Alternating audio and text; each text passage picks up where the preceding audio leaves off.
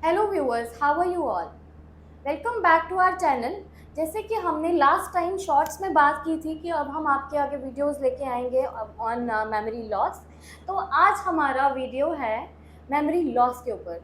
To start with memory loss का हम पहले बात करेंगे मेमोरी मेमोरी होती क्या है और ये कितनी तरह की होती है। तो हम आज सर से बात पूछेंगे बातचीत पे कि मेमोरी क्या होती है, मेमोरी लॉस क्या होता है और बहुत सारे टर्म्स रिलेटेड टू इट।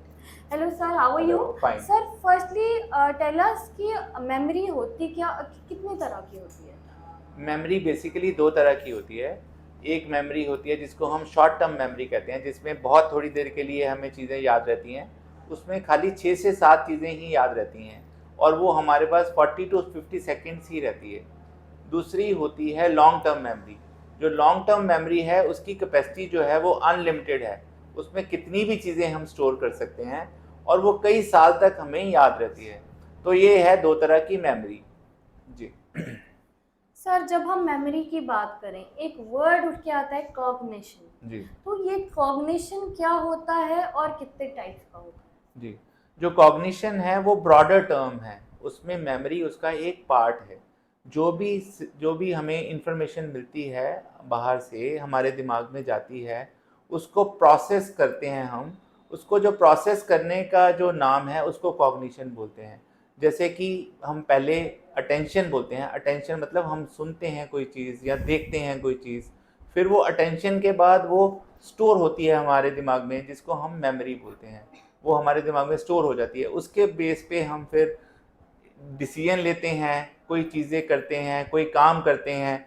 वो सब जो प्रोसेस है इन सबको कॉग्निशन कहते हैं। जो भी इंफॉर्मेशन हमारे ब्रेन में जाती है और उसको जो भी प्रोसेस करने का तरीका है उसको हम कॉग्निशन बोलते हैं। जो मेमोरी है वो कॉग्निशन का पार्ट है, पर cognition is a broader term. Sir तो कॉग्निशन में क्या क्या आता है।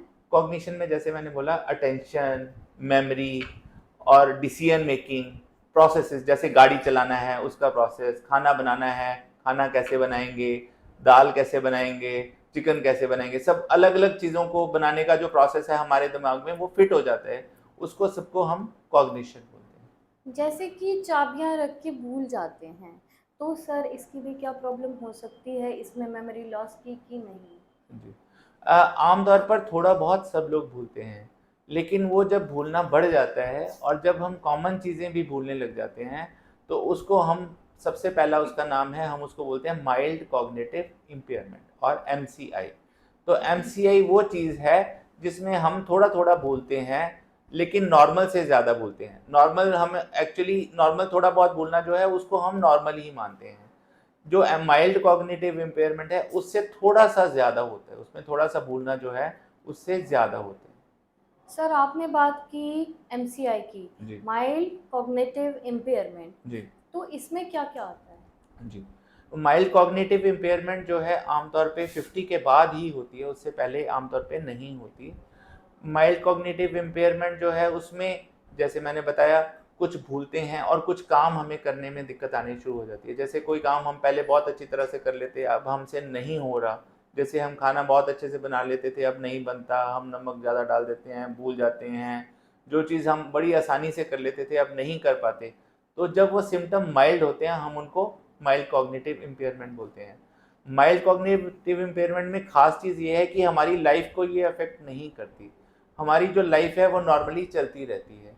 जो माइल्ड कॉग्निटिव इम्पेयरमेंट है वो आगे बढ़ भी सकती है, वो कई केसेस में ठीक भी हो जाती है। कई बार 2 से 3 साल बाद वो बिल्कुल ठीक हो जाती है और कई बार ये बढ़ भी सकती है और कई बार ये बहुत साल तक ऐसे ही रहती है। बढ़ती भी नहीं, कम भी नहीं होती, ऐसे ही रहती है। सर जो एमसीआई वाले लोग होते हैं, माइल्ड कॉग्निटिव इम्पेयरमेंट से पीड़ित जो लोग होते जी। हैं, उनमें से कितनों को डिमेंशिया हो सकता है। जी। अगर माइल्ड कॉग्निटिव इम्पेयरमेंट जो है उसका कॉज अल्जाइमर डिजीज़ है, तो उनमें से ऑलमोस्ट 10% जो लोग हैं हर साल उनको डिमेंशिया हो जाता है। पर जो अल्जाइमर से नहीं है, वो मैंने जैसे आपको पहले बताया, बहुत सारे लोग ठीक भी हो जाते हैं माइल्ड कॉग्निटिव इम्पेयरमेंट से, 2 से 3 साल में रिकवर कर जाते हैं। और कुछ हैं जिनके केस में जो माइल्ड कॉग्निटिव इम्पेयरमेंट है, वो स्टेबल रहती है, वो बढ़ती नहीं है। सर इसको डायग्नोस करने का क्या क्राइटेरिया होता है। जी। तो माइल्ड कॉग्निटिव इम्पेयरमेंट, जैसे हमारे पास पेशेंट आता है तो हम उसके लिए एक टेस्ट करते हैं, उसको हम बोलते हैं MMSE, mini mental score examination. जो मिनी मेंटल स्कोर है उसमें अलग अलग तरह के क्वेश्चंस होते हैं। कुछ क्वेश्चंस जो हैं मेमोरी से रिलेटेड होते हैं, कुछ क्वेश्चन जो हैं वो विजुअल स्पेशियल चीज़ों के बारे में होते हैं।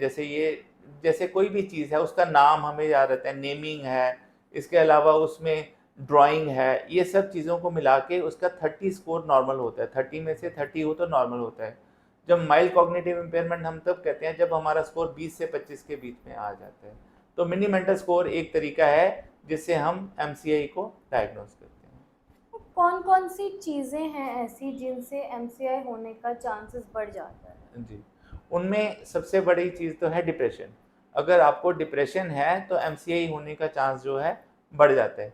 इसके अलावा जो भी रिस्क फैक्टर्स हैं जैसे कि hypertension, diabetes, lack of physical activity और बैड डाइट, और ये सब चीज़ें जो हैं ये MCI होने का कारण बन सकती हैं। अगर MCI हो जाता है, क्या जी ये ठीक भी हो सकता है? जी, जैसे कि हमने डिस्कस किया, ये ठीक हो सकता है, और जिन केसेस में ये डिप्रेशन और एंजाइटी के कारण होता है उसमें तो ये 100% ठीक हो सकता है अगर हम उसको ठीक से ट्रीट करें। MCI बिल्कुल नॉर्मल हो सकता है एंजाइटी और डिप्रेशन को ट्रीट करने से। सर, इसको रोकने के लिए हमें क्या-क्या करना चाहिए? क्या-क्या स्टेप्स लेने चाहिए? जी, अगर हमें ब्लड प्रेशर या डायबिटीज़ है तो हमें उसको कंट्रोल रखना चाहिए। हमें अच्छी डाइट लेनी चाहिए, बैलेंस्ड डाइट लेनी चाहिए, ज़्यादा नहीं खाना चाहिए। तीसरा, हमें नियमित तौर पर एक्सरसाइज करनी चाहिए जो कि बहुत ही इम्पॉर्टेंट है। इसके अलावा अगर हमें डिप्रेशन या एंजाइटी है तो उसका हमें ट्रीटमेंट कराना चाहिए। हमें टोबैको जो है बिल्कुल यूज़ नहीं करना चाहिए। अगर हम अल्कोहल पीते हैं, वैसे तो नहीं पीनी चाहिए, पर अगर पीते हैं तो उसको हमें मॉडरेशन में रखना है, बहुत ही कम रखना है। ज़्यादा अल्कोहल के पीने से भी ये बढ़ जाता है। तो ये सब चीज़ों का हमें ध्यान रखना चाहिए। जो डाइट है वो बैलेंस्ड होनी चाहिए, उसमें जो विटामिन्स हैं, मिनरल्स हैं, वो प्रॉपर क्वांटिटी में होने चाहिए। ये सब चीज़ें जो ध्यान में रखें तो MCI होने का चांस जो है वो कम हो जाता है। मेमोरी को इन्हांस करने के लिए क्या-क्या करना चाहिए? जी, ये मेमोरी एनहांसमेंट एक ऐसी चीज़ है जिसके लिए साइंटिस्ट बड़े सालों से ट्राई कर रहे हैं। अभी तक बहुत सारी ऐसी चीज़ें नहीं हैं जिनसे मेमोरी को बढ़ाया जा सकता है, पर कुछ है। जैसे कि अगर हम ऐसा देखा गया कि अगर हम सोशल सर्कल अच्छा रखें और सोशली इंटरेक्ट करते रहें तो मेमोरी बेटर रहती है। ऐसे ही अगर हम अपने दिमाग को यूज़ ज़्यादा करें, कोई माइंड वाली गेम्स जो हैं वो प्ले करें, इंटरनेट पे भी ज़्यादा माइंड वाली गेम्स हम प्ले करें। कुछ ऐसी ऐप्स आ गई हैं जिनसे आपकी मेमोरी जो है बेटर हो सकती है। तो मेमोरी एनहांसमेंट के लिए ये सब है। इसके अलावा ड्रग्स और जेनेटिक्स पे बहुत सारा काम चल रहा है, पर अभी तक हमें इसमें कोई बहुत ज़्यादा सक्सेस नहीं मिली जिससे हम मेमोरी को एनहांस कर सकते हैं। So thank you so much sir for providing us with wonderful knowledge. So viewers, हमने देखा कि मेमोरी क्या होती है, कॉग्निशन क्या होता है, कॉग्निटिव इम्पेयरमेंट क्या होता है। तो अब हम मेमोरी लॉस के बारे में जान चुके हैं। अब इससे रिलेटेड कोई भी क्वेश्चन आपको हो, कोई भी क्वेरी हो, kindly comment in the comment box. So it was a wonderful session. Thank you viewers for watching our video. हमेशा की तरह मैं आपसे यही करूँगी, काइंडली सब्सक्राइब करें, लाइक करें, शेयर करें एंड फॉलो करें, एंड यस बेल आइकन को दबाना मत भूलिएगा ताकि आपको नोटिफिकेशंस मिलती रहें। Thank you so much, bye bye. Thank you.